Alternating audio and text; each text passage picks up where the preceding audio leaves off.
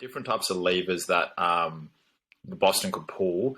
They could go big with Al Horford and Time Lord now that he was back. I thought those two were a great matchup for Giannis. There's no Giannis stopper in the league, as you can't contest. But I just thought if you're going to at least put people in front of Giannis, Time Lord and Al Horford are two of the great options.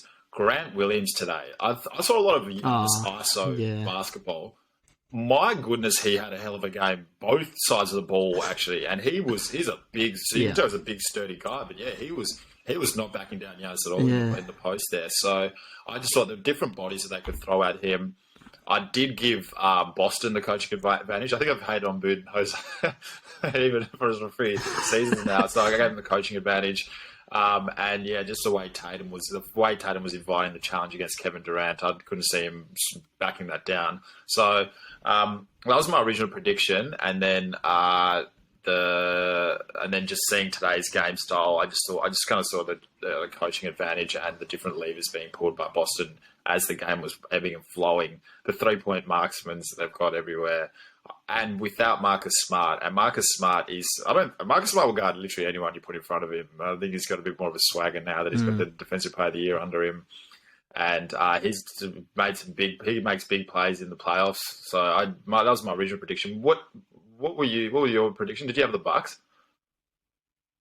No, I probably had the Celtics as well. The other element to this, which I think is fascinating, is when you go back to the Nets series against the Celtics, and KD is like all-time bad in game one, like really poor. And everyone's just like, oh, okay, like they've got the bad KD game out of the way, and they nearly won that game one.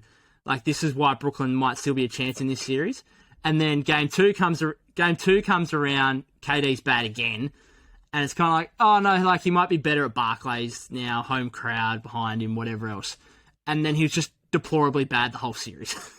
and the Celtics sweep them, and KD, like the worst playoff series of his career by a mile, basically.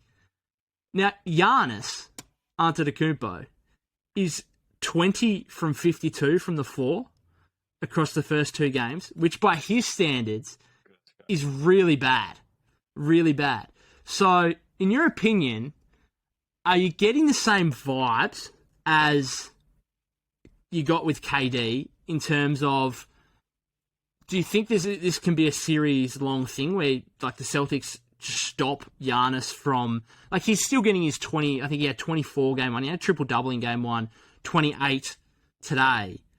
Do you think that this is a fact that will move forward, that they will keep Giannis to less than 50% from the field and will do as good a job as he can of stopping him? Or, unlike KD, do you think that he's going to bounce back and have maybe a couple of 40-point games where he just pulls them out of the bag for the Bucks and pulls them across the line? Well, I think Giannis has got the title of as the best player in the NBA at the moment. And I think because what was impressive about game one is his shooting, because he shoots high percentage shots. So when you see 5-19 from Giannis, you think, how on earth is he missing layups and dunks? But I just think the fact that he had his playmaking was exceptional for, like, not just picking apart the defense kind of thing. So I think the fact that he's got that element to his game, obviously he's a defensive nightmare. So I think he's at that status in his NBA hierarchy where he can just because he's Giannis, he can win you a game. So that's why I reckon he's going to go to 7. I think he's going to have some historic games in here. But they are going to... I'm really just appreciating the machine that is the Boston Celtics defense. They're switch heavy, so Giannis is constantly seeing new people in front of him and having to come up with new moves.